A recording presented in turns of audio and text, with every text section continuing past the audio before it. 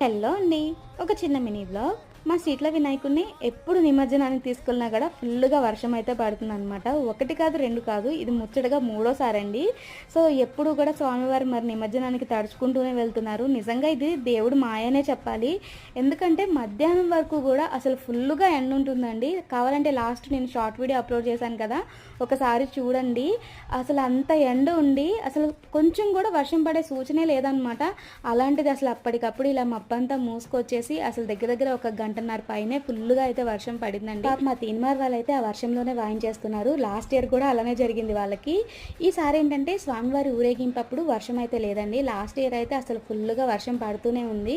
కావాలంటే full video upload చేశాను మన ఛానల్లో చూడండి. ఇంకా ఈసారి అయితే వర్షం ముందుగానే పడింది కాబట్టి స్వామివారి ఊరేగింపు మాత్రం చాలా బాగా జరిగిందండి. నేను నెక్స్ట్ షార్ట్ వీడియోలో అప్లోడ్ చేస్తాను చూడండి. ఈ వీడియో నచ్చితే ప్లీజ్ సబ్స్క్రైబ్ చేసుకోండి. ఉంటాను మరి. బాయ్.